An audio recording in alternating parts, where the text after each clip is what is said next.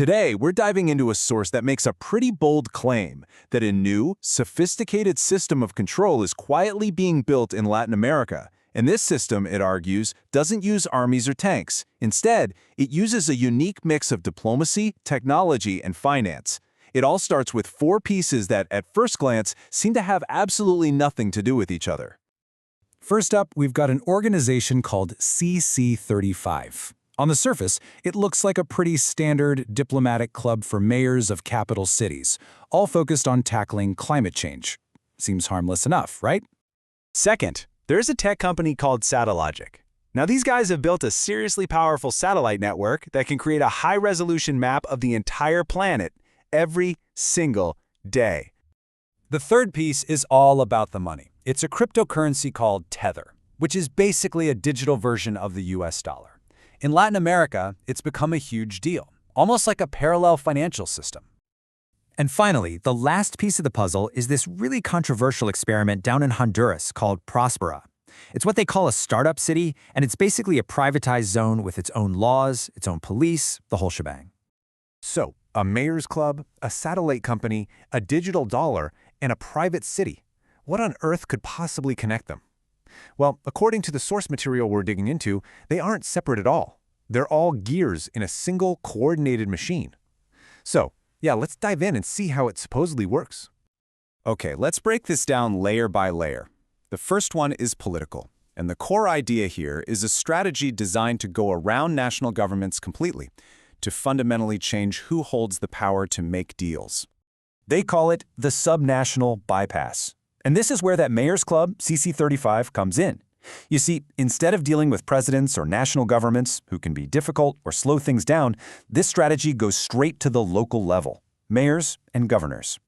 So how do they pull this off? Well, according to the source, it starts by framing everything as a climate emergency. That language creates a sense of urgency that allows them to bypass normal procedures. This gives a lot of power to mayors, who can then get funding directly from private equity groups like the Subnational Climate Fund, totally skipping their own national governments. And what you end up with is a network of local leaders who might be more loyal to their foreign funders than to their own country. Okay, so once you've opened up that political back channel, what's next? Well, according to this analysis, the second layer is all about technology. It's about building a system of surveillance and control. And that brings us right back to Satellogic. Their ability to remap the Earth every day isn't just for taking cool pictures from space. It's about creating a live inventory of everything happening on the ground, in real time. Just think about that for a second. The power of knowing exactly what's going on everywhere on the planet all the time. And this is where the dual-use nature of the technology really shines. Publicly, it's sold as a climate tool, for monitoring forests or verifying carbon credits. But those exact same capabilities make it an unbelievably powerful intelligence asset. The satellite watching a forest can just as easily watch a military base, track ships at sea, or even predict a country's harvest before its own government has the numbers. The analysis then says to look at who's running the company. And when you check out Satellogic's board, some very big names from the US establishment pop up. First, you've got Howard Lutnick, the CEO of the Wall Street powerhouse Cantor Fitzgerald. Then, there's the former U.S. Treasury Secretary, Steven Mnuchin. He didn't just invest, his firm made him the chairman of the board, and he was crystal clear about it, stating, "This technology is national security related." And to complete this power trio, the source points to General Joseph Dunford. This is the former chairman of the Joint Chiefs of Staff, the highest-ranking military officer in the entire United States. So you've got Wall Street, the Treasury, and the Pentagon all represented on the board of one satellite company. Now, this group oversees a project called the Green Plus program, and the playbook is pretty straightforward. Step 1, use the satellites to map out a country's natural resources, let's say the Amazon rainforest. Step 2, position themselves as the only ones who can officially verify that those resources are being protected. And Step 3, turn that verification into sellable assets like carbon credits. So, whoever controls the data gets to control the value of the asset. All right, let's move on to the financial plumbing that makes all this run, because a system like this needs a way to move money around easily. And get this, one of those names we just saw is about to pop right back up. The financial engine for this whole operation, the source argues, is Tether, or USDT. In countries struggling with inflation or government controls on money, Tether has become essential infrastructure. It lets ordinary people and businesses operate in a stable, digital US dollar, completely outside their local banking system. And here it is. This is the crucial link that ties these layers together. For the longest time, it was a mystery who managed the billions of dollars backing Tether. Well, the answer turned out to be Howard Lutnick, the very same guy from the Satellogic board. His firm, Cantor Fitzgerald, is right in the middle, managing the money for both the eye in the sky and the digital dollar. And we are talking about a ton of money here. Tether holds so much US government debt that if it were a country, it would be in the top 20 holders worldwide.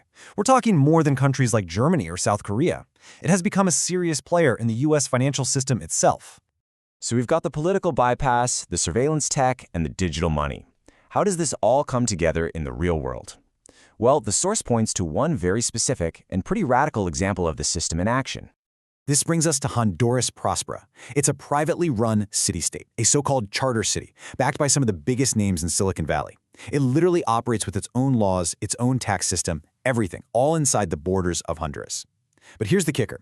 When a new government in Honduras was elected and democratically repealed the law that allowed these zones to exist, Prospera's investors didn't just pack up. They sued the entire country for nearly $11 billion, which is almost 2/3 of Honduras' whole annual budget. So when you lay it all out like this, the source's argument becomes pretty clear. These aren't just random companies. They are interlocking layers of a single system. CC35 gives you the diplomatic workaround. Satellogic gives you the private intelligence network. Tether provides the money rails. And Prospera sets the legal precedent that a corporate charter can actually be more powerful than national law. It's a complete architecture for projecting power without firing a single shot. The report finishes with a really powerful and, provocative thought. It argues that this whole system, even though it's wrapped in the positive language of fighting climate change and promoting innovation, could create a future where entire nations become little more than, in their words, tenants on a digital plantation. It leaves us with a critical question we all need to think about. What does sovereignty even mean in the 21st century?